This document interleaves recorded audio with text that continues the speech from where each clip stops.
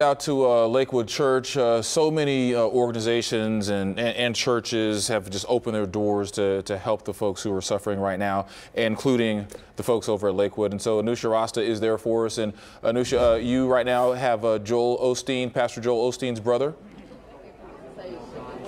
That is correct. His name is Dr. Paul Osteen, and we are going to talk to him about some of the controversy, Doctor, surrounding Lakewood Church on social media. Pastor Joel Osteen was trending on Twitter yesterday. There were accusations on social media that the church was not opening its doors to flood victims. We were also hearing that there was some problems with flooding here. Some folks saying there was no flooding. Can you set the record straight, and what is the church's reaction to these accusations? Well, first off, it's understandable if you weren't in Houston that you'd think that, here a big church and we don't open our doors. But the fact is that Saturday night and Sunday, the mayor asked us not to get out in our vehicles. The feeders were flooded. The roads all around the neighborhoods were flooded. It was virtually impossible to get to the church. My daughter was stranded out on the overpass just outside the church, couldn't even get home or to the church because the feeders were completely flooded. So we took the mayor's advice, and that is don't get on the roads, don't have to be evacuated, don't put your life in jeopardy. And we didn't want our people to come and try to serve the people in that situation. When the floodwaters abated, Monday morning, things started getting better. The George R. Brown filled up, and they called and said, we need your help. We were glad to help, like we did in Allison. We're glad to help and do anything we can to help the people of Houston. And a few minutes ago, earlier this morning, we opened the doors, and people have just flooded in. Not only people are being evacuated, but what's amazing to me is just how many people from Houston have come to help and serve and bring things to help their fellow Houstonians in need. And were you having flooding problems at this building or no? Is that correct or not? Well, we had potential flooding problems here. I mean, we have floodgates that held, thank God. We didn't know how high the water was going to get. So it was always a possibility that we could flood here, and our floodgates held. But it was the streets out front, the feeders out front were just virtually impassable to get to the church.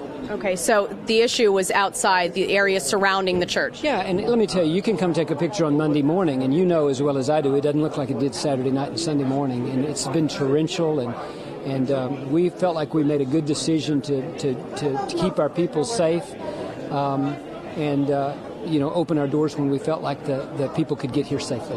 When was the decision made to open the church and use it as a shelter for the victims? Well, from the very beginning, we began to strategize, how can we help? And early on, because of the flooding and inability to move, we decided we couldn't open as a shelter. Not only we decided actually this morning when the mayor and the people of the city of Houston called and said that they needed more shelters, we decided to do that this morning. But we've already been in the long-term planning stage of how can we help in the rebuilding of Houston. And if you remember, in Tropical Storm Allison many years ago, we were at the forefront of helping in that situation. We plan to do the same right here. And we'll start that very soon as we can get out there and start ripping out sheetrock and carpet and helping people recover. Have you spoken to the pastor? Is he going to be coming out to the church? Where is he right now? Joel's not the kind of guy to come out and take any credit for anything. He is preparing for his message, and he is supporting us, calling us all day to make sure everything's going well. And his I think that the implication here was that we didn't care. And nothing could be further from the truth. I mean, all of our hearts. For 60 years, just about since 1959, our family's been involved in this church, and we've always responded to crisis. And the implication that we didn't care was, to me, a little bit harsh. But Joel's preparing his message, ready to come and speak tomorrow night, or certainly on the weekend for his message on the weekend. So. And Doctor, I'm so sorry, I don't mean to cut you off. The producer is giving me a wrap, which means they want to get to something else. But real quick, before we let you go, if folks do need help, how can they, get in touch with the church, or if they'd like to donate? I mean, what is the process? They can bring anything they want, but really right now, as far as donations, we are full. We've got everything we need. need. We've been in constant communication with George R. Brown. They don't need anything else. You can just check our website as far as opportunities to volunteer if you want to come and volunteer. We had mental health professionals come in today, and that was brilliant. We have several doctors and nurses that have come help man our medical clinic. A lot of the people are in need.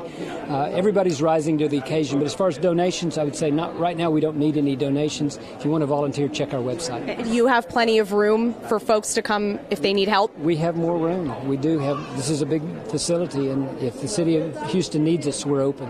Okay. Thank you so much for your time. We appreciate it. Thank you so much. We're going to send it back to you guys at the station. Okay. All right, Anusha. All right. So we see Lakewood is open. Other churches around the area open as well. And we have so many folks who